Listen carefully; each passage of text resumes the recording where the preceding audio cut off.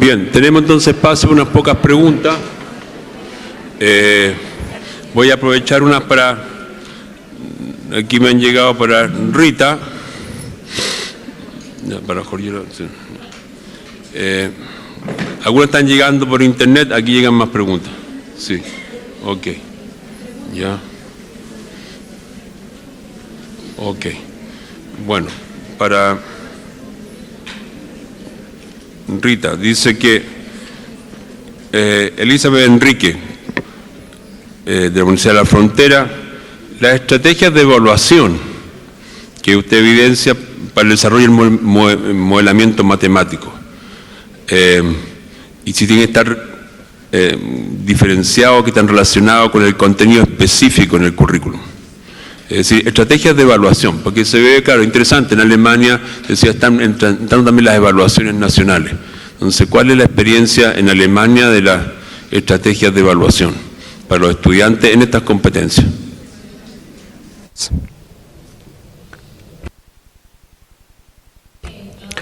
Bueno, con respecto a la evaluación del modelamiento, tal como lo dije ayer, me gustaría decir un poquito más al respecto, pero necesitaría una clase, por así decirlo. Con respecto al modelamiento, existen dos niveles. Si tenemos distintas tareas de modelamiento que también contienen distintos aspectos matemáticos, por supuesto, y lo que tratamos de evaluar es un modelamiento específico en cuanto a las competencias o subcompetencias. Y estas subcompetencias son aquellas fases en el modelamiento, es decir, construir un modelamiento real en donde se puedan construir un modelo matemático, en donde puedan validarlo, y tratamos de evaluar estas subcompetencias con una prueba, pero pueden imaginar qué tan difícil podría ser evaluar estos subpasos.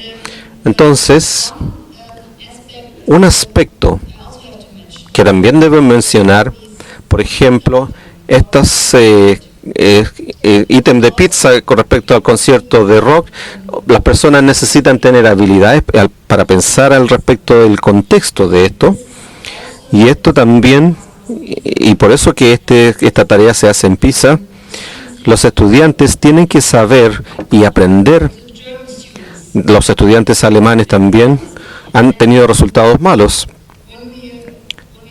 Y cuando hablamos de la evaluación de los modelos, existen dos niveles. Uno está relacionado con medir las competencias en sí mismas del modelamiento, cómo lo podemos hacer a través del ciclo y, por supuesto, y también dependiendo de la tarea, saber cuál es el contenido respecto a competencias específicas de matemáticas para poder resolver ecuaciones que se necesitan para este tipo de tarea en especial y para poder resolver operaciones aritméticas en la escuela básica.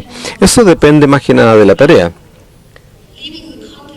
Pero aparte si dejamos el contexto aparte, podemos medir las competencias por sí solas del modelamiento, no solamente a través de una prueba. Lo podemos hacer una prueba así, pero también tenemos que evaluar a sus estudiantes cómo se está haciendo el modelamiento, y de una forma de poder hacerlo es que cuando comenzamos a aprender cómo evaluar a los estudiantes cuando se están realizando estas actividades de modelamiento, quisiéramos una mesa con distintas fases del ciclo de modelamiento, y los profesores, a ellos les damos este modelamiento, modelos matemáticos, de interpretación o de validación. Tenemos estas tablas en donde los estudiantes la tienen en la clase, y luego tenemos los nombres de los estudiantes y ellos pueden revisarla. Se puede revisar lo que han hecho, haciendo cruces en donde ellos puedan ver si han interpretado bien, si han validado, de tal manera que puedan tener una idea de que si realmente ellos entendieron. Esto es un aspecto de calidad en la clase. También para evaluarlo necesitamos tareas para hacerlo. Es difícil de todas maneras porque el modelamiento es una actividad compleja. Eso lo hemos visto y ya en varios ejemplos. Espero que hayamos respondido a la pregunta. Algunas llegando por email, estoy leyendo el profesor Patricio Antimán. Bueno, hay una pregunta que nos han hecho mucho, ¿cuándo va a estar esto, los PowerPoint de todos los la semana, la próxima semana? Y en particular, me dice, si me lee antes, salude a Puerto Aysén. Eso queda extremoso. Así que, ¿por qué no le damos un fuerte saludo a Puerto Aysén? Eso muy lejos en el sur del país, perdido por allá en el sur, así que ahí va el saludo. Después hay otra pregunta, Masami. Ok, gracias, Masami. La actividad que es muy emotiva que mostró con Soledad del tsunami. ¿Cómo ha sido la experiencia en Japón? Porque es algo parecido a nosotros. ¿Cuánto ese tipo de actividad la están usando en las escuelas? ¿Qué algo es el número de escuelas y el impacto que ha tenido?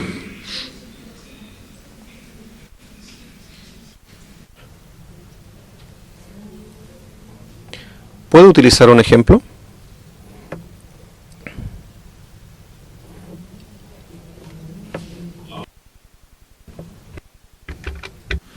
En el computador. Es un poco el impacto que ha tenido, cuántas escuelas, ese tipo de actividad en las escuelas en Japón. Que aquí también la hemos hecho, entonces, como mostró Soledad.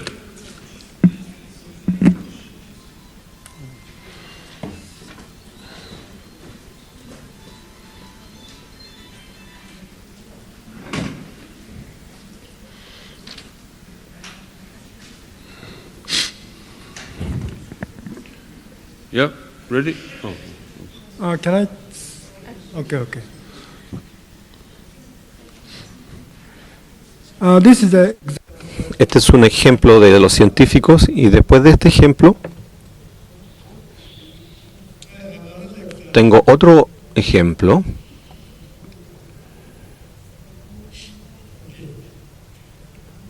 Y está relacionado con las ondas A y las ondas B. La diferencia del tiempo de ambas ondas es multiplicado por 8. Eso quiere decir qué tan lejos llegó el terremoto o el rango. Y esta es la relación en tiempo. Este tipo de ideas se enseñan en la educación básica en Japón. Y si vemos acá, es una idea de cuál es la duración de las ondas A y las ondas B, multiplicado por 8. Luego tenemos aquí estos 3 puntos que nos indica el grado. Aquí tenemos los distintos puntos y aquí tenemos los kilómetros multiplicado por 8 respecto a la duración de las ondas A y B. Y para esto podemos encontrar un porcentaje, un epicentro, podríamos decir, del terremoto. Y este tipo de actividad se enseña, como les decía, en ciencia, en el caso de Japón, en el ramo de ciencias, y en el caso de la educación de matemáticas, la experiencia, realizamos este tipo de actividades.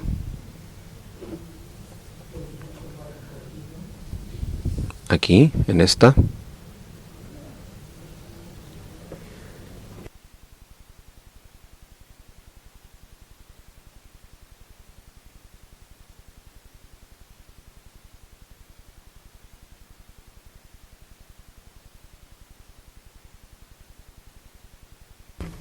Aquí, en esta. Esta Esta es la situación con un delta antes del terremoto, y aquí vemos el mar, y la velocidad del tsunami es una raíz cuadrada de 8, o D. D es la gravedad y es de la profundidad del agua. Entonces la raíz cuadrada de D corresponde a la velocidad del tsunami. Y los japoneses utilizamos este sistema porque en este lugar hubo muchas muertes de niños, y las escuelas se están...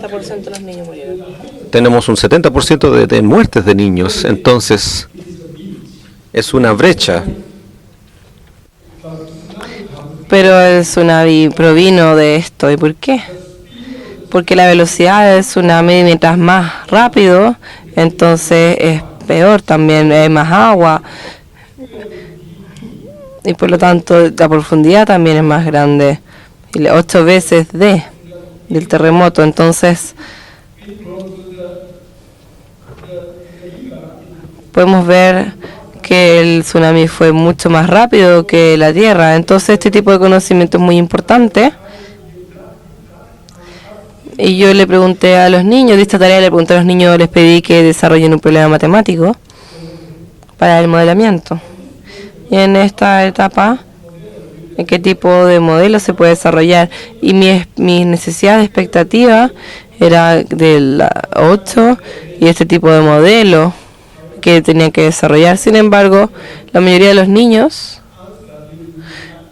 respondieron utilizando la diferencia entre la S y la P y la ola, utilizando la duración y el tiempo, porque estudiaron estas ideas y pudieron hacer esto en una clase de ciencias. Así que tuvimos la posibilidad de hacer un modelamiento matemático al pedirles esto, que modelen el tsunami en los ramos del colegio. Y con respecto a la educación de matemática, hemos aumentado y mejorado los problemas matemáticos de una situación real, y por lo tanto tenemos el significado de la respuesta. Muchas gracias. Gracias, Masami. Una pregunta para Eric, dice aquí, la actividad esa de la inversión, ¿cuánto tiempo toma típicamente una clase tipo grado 7 u 8? ¿Cuánto tiempo toma toda la actividad? ¿Basta un día y el análisis? How long does it take the activity of investment if you do it like in 7 or 8?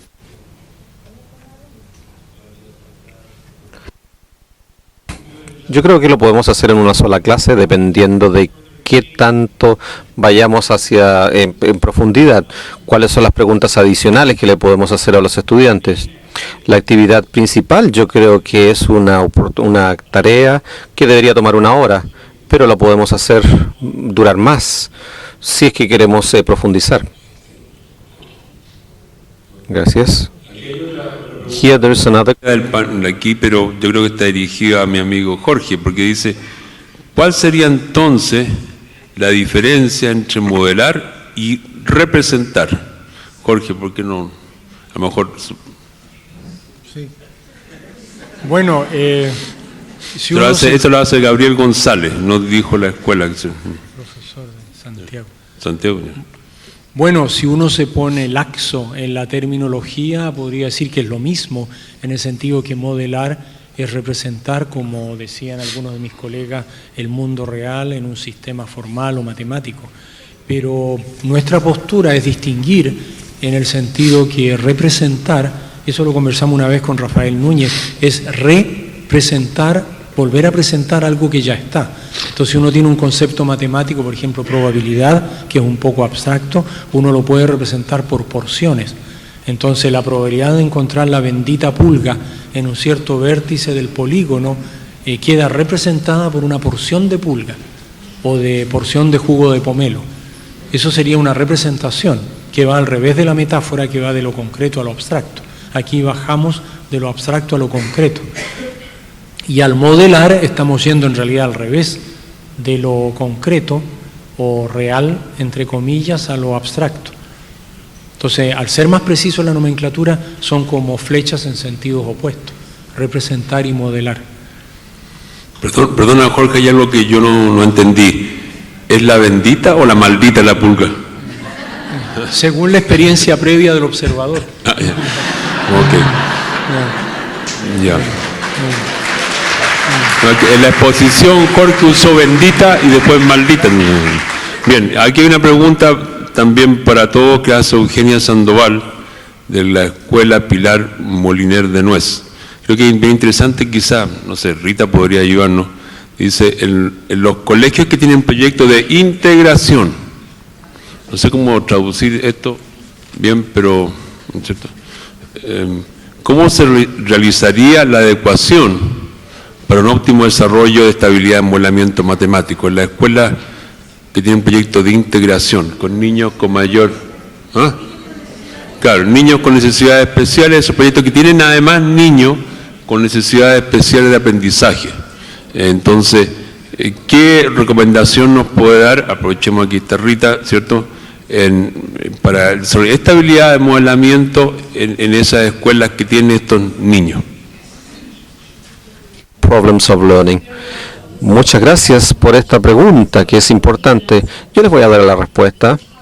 Esta labor de la huella que habíamos visto, yo lo hice con mis estudiantes de la universidad, en conjunto con la escuela, con niños con problemas, ¿cierto? Que tenían problemas de aprendizaje y con problemas visuales, dificultades visuales, niños de 7º año. Y el profesor, era una profesora, nos dijo que nos gustaría hacer esto con estos estudiantes, esta labor. Y ella dijo, bueno, chuta, ellos nunca han hecho una tarea como esta, pero ¿cómo lo van a poder hacer? Bueno, le dijimos, yo creo que esta sería una buena experiencia para ellos. Y yo les digo, fueron unos 14, 15 estudiantes en la clase. Ellos tenían problemas de aprendizaje y tenían problemas obviamente visuales, no podían ver, teníamos que poner una huella muy grande. Entonces le contábamos la historia de cómo era el proceso y lo dejamos.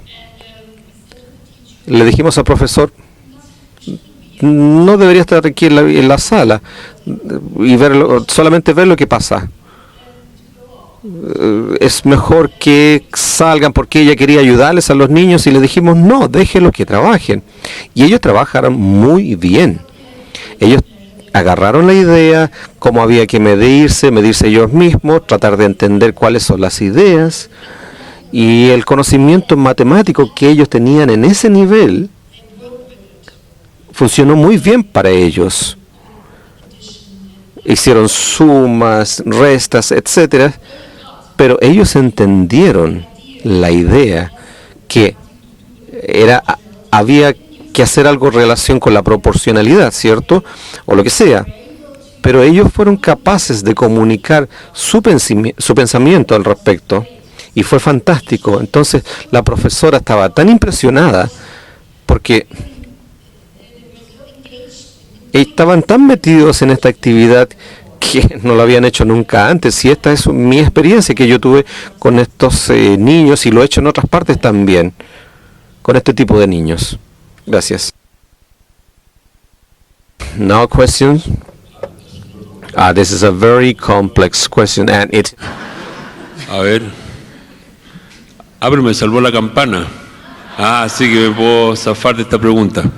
Pero como viene la María Jesús, a lo mejor ella la responde. Pero tenemos que hacer el cierre ahora, estamos justo en el momento. Pero de todas maneras la pregunta dice, ¿y el Mineduc generará curso de capacitación para que los docentes llevemos el modelamiento matemático al aula? La pregunta a Susana Navarro. ¿Me salvó la campana? Es del Colegio Intercultural Tremen. Claro, me salvó la campana, así que, ¿cierto? Pero ahora dejamos el cierre entonces con María Jesús.